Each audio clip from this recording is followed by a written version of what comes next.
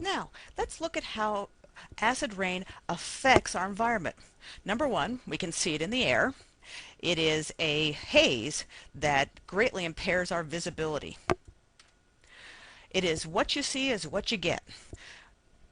Perhaps more important than the aesthetics, 625 million people are estimated to be exposed to unhealthy levels of SO2 worldwide. Remember, it's going to cause lung damage. This is primarily in Asia. All right. And we have there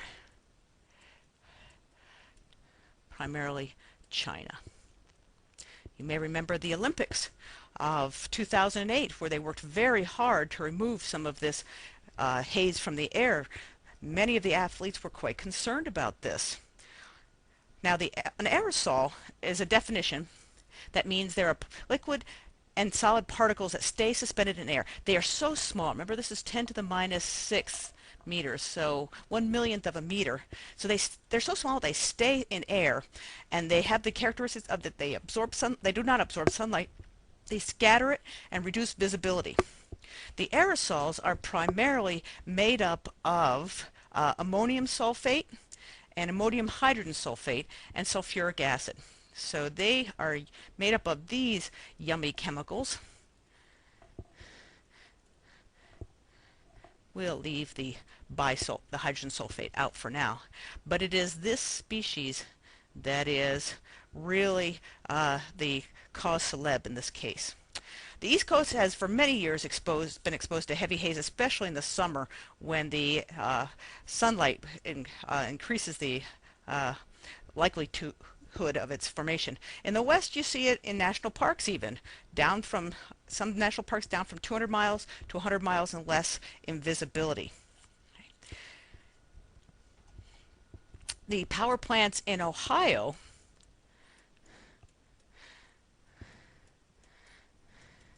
are responsible for the haze in the Smoky Mountains, which are just very beautiful place, but are having trouble. Aerosols produced from sulfuric acid can travel hundreds of miles downwind. We talked about that before.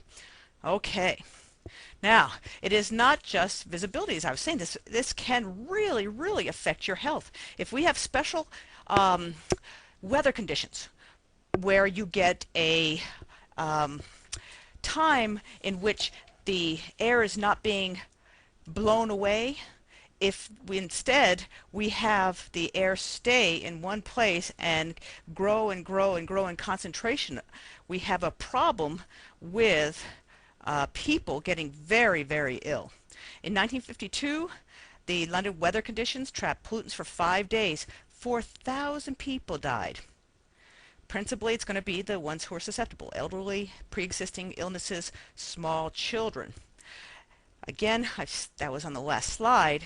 The EPA estimates that adherence to the acid rain program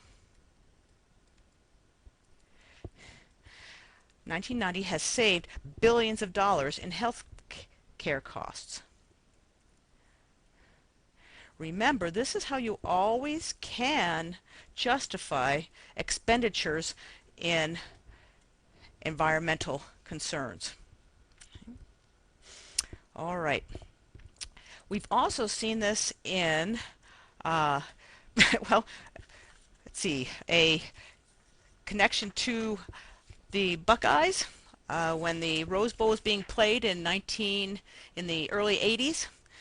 The pH there was 2.5, and this is akin to breathing a fine spray of vinegar, 500 times more acidic than normal, and 10 times what will kill fish. And this is what people were breathing in California during the Rose Bowl. So we are very, very happy that they have gotten the amount of SO2 down 50%, but NOx is still a big problem. What happens to materials? Well, for limestone and marble, the acid erodes them to CO2 and water. Limestone is, and marble is a component of marble. Marble has got more marbling in it. Hey, there you go. Is calcium carbonate. And I would like you to know this species because it is so ubiquitous. It is everywhere. Calcium carbonate. It's also the stuff that's in chalk and Tums.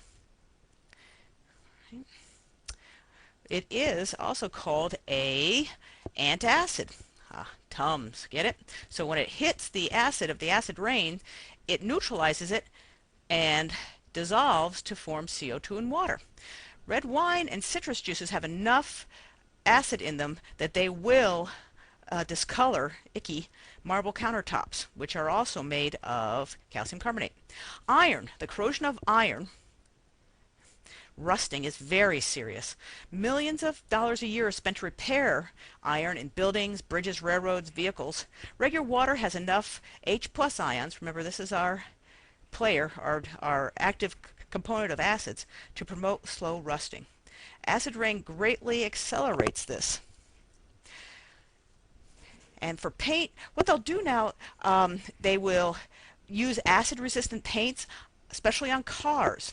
And you'll notice the textbook loves the irony that the thing responsible for the problem, that is namely cars, are attacked by their byproduct pollution. Some car manufacturers send them up to Canada where they think the air is cleaner. And you won't see things like chrome plating anymore because they really, really break down under acid. This whole problem, they figure, is about a $40 billion a year nationwide. How about the natural world? What effect does acid rain have on that? Well, most of the media attention, in fact, has been around forests, and that's what it was in the 80s. And they show these horrible pictures of, like, the Black Forest in Germany, the Adirondacks, and the Smoky Mountains with all this dead growth here. But unfortunately, it is very visual but very complex. And the acid rain does not kill the trees so much as make them weaker.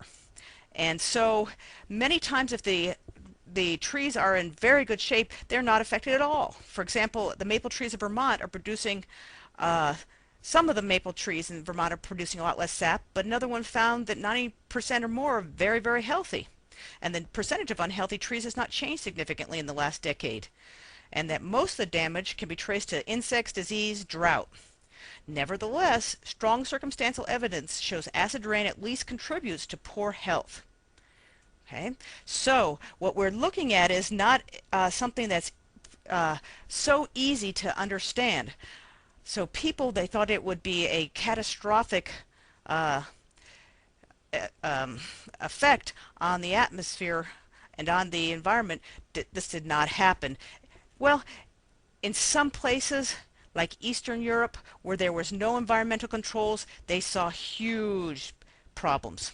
And in the U.S., we see huge problems in the Appalachians and New England and the Adirondacks.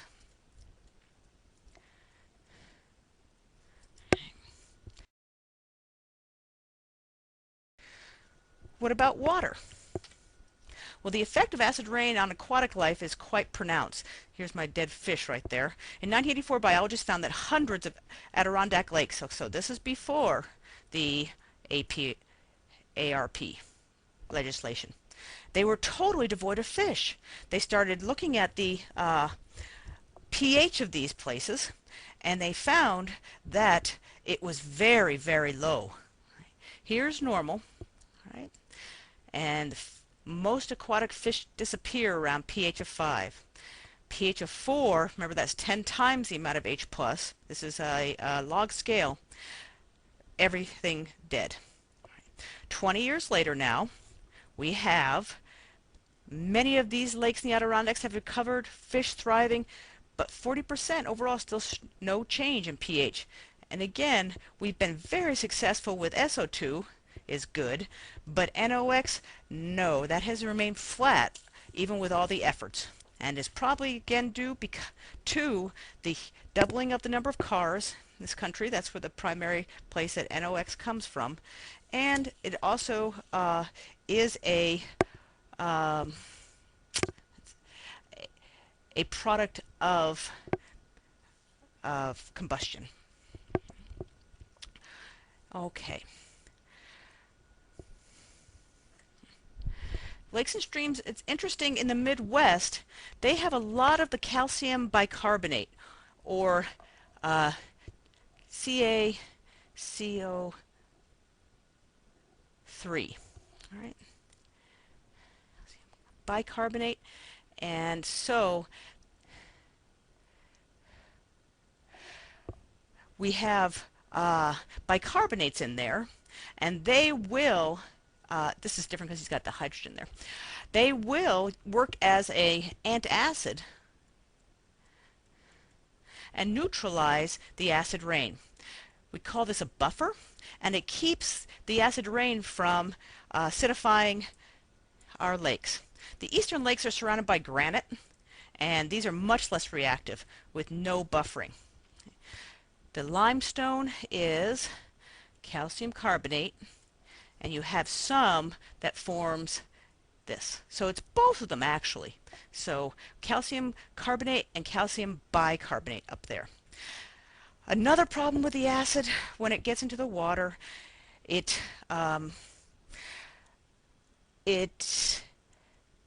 makes metals such as aluminum, lead, mercury, and cadmium and nutrients more soluble. So it will leach them out of the soil and wash them into